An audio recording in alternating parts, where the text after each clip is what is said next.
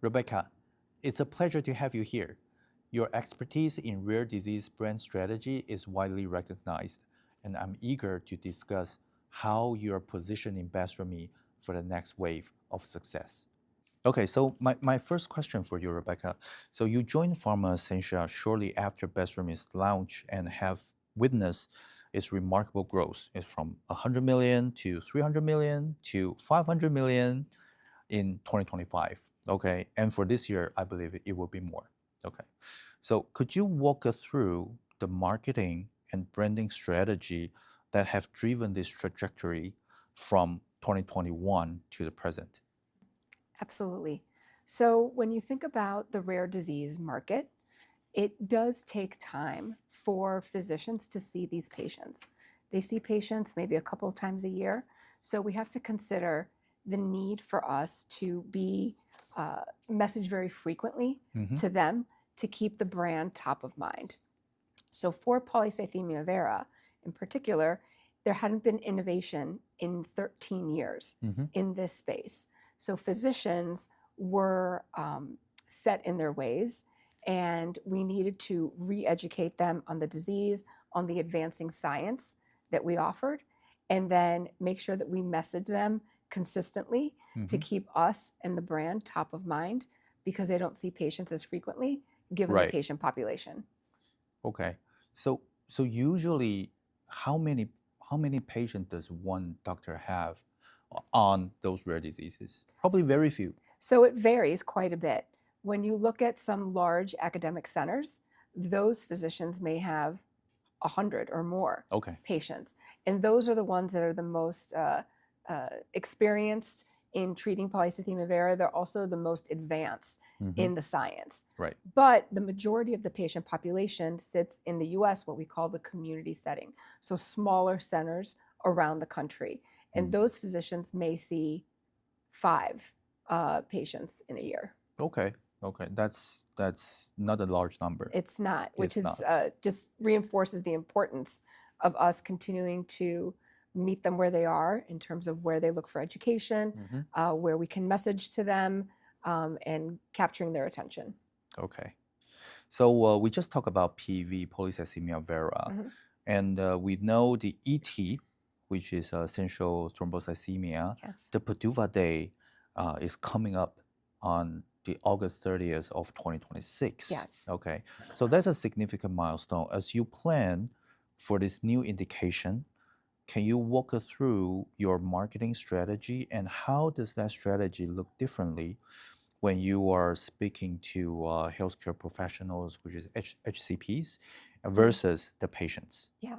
So thank you so much for that question, because we're incredibly excited about the opportunity to launch BESREMi for essential thrombocythemia. Obviously, it's still under FDA review with the U.S. government, but we're very excited about it. I mentioned to you that in polycythemia vera, there hadn't been innovation in 13 years. Right. In essential thrombocythemia, there has not been innovation in over 30 years. So it's 1-3 versus 3-0. Yes, right. Correct. Okay. So even more important for us to re-educate physicians on the disease and on the advancing science. That's very critical, so that they understand that the treatment landscape has changed, and that there's new innovations that are now available, and that we're thinking about the disease differently. Right. And that's where we come in for HCPs with BESREMi. So the intention and the strategy is educate on the disease, continue to reinforce on the brand. I believe very strongly in continuing to innovate in how we communicate to them. So really taking advantages of new technologies and new approaches on how we can find these physicians and message them, both from a non-personal, from a digital perspective, and in person. Right. For patients, patients play a very large part in essential thrombocythemia.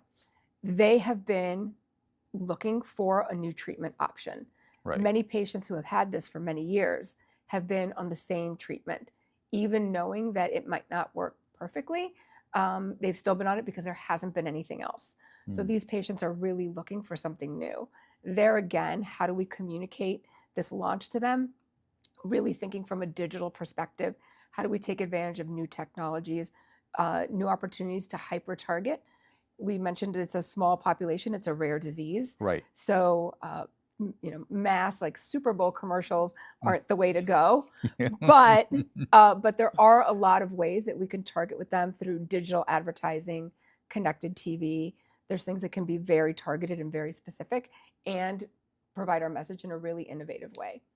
I think one good thing is, although those physicians who has only very few PV patients, but at least you know that they might also have some patients with ET, right? Yes. So is the patient community of PV and ET, they have overlapping, or they are just different, two totally different community? So from the physician community, it is almost entirely the same. Right. So the physicians who are currently treating PV also treat ET. But for patient, it's different. For patient, it's a completely separate community. So when we think about the physicians that we have been targeting and have been talking to and leveraging our sales force to go out to them on a daily basis, those are, by and large, the same physicians. Patients, it's completely separate communities. Yeah. Okay. So with the ET launch on the horizon, is your team planning to grow? And what areas are you looking to build out, or is there a particular focus you're prioritizing as you prepare for the next chapter? Yes. So I'll start with patient because we always put patient first. That is the reason why we do what we do, to service the patients in this disease state. So we are looking to further invest in patient education and communication around essential thrombocythemia and around BESREMi when it's approved. So there will be more media, more engagements, more community building for patients. They do long to see each other in person because many have never met another person with essential thrombocythemia. Okay. That's how rare it is that they don't know anyone else. Right. So providing them with space where they can meet each other and learn from each other, that's going to be a key component of launching. Right. That's one area. From an HCP, from a physician perspective, we are expanding what we call the thought leader liaison group within marketing, which is this team who is in the field working alongside our other commercial field partners, but their primary responsibility is to build relationships and find ways to better leverage that relationship with physicians.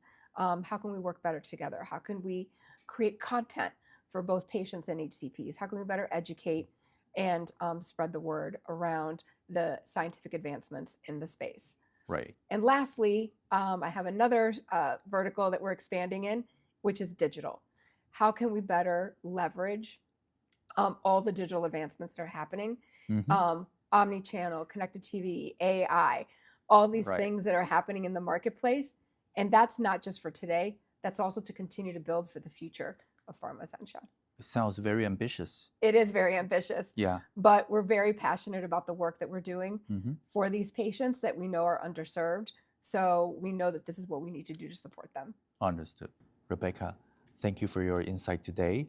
Your ability to connect clinical science with patient stories is a cornerstone of the company's success, and we look forward to seeing the brand continue to evolve under your leadership.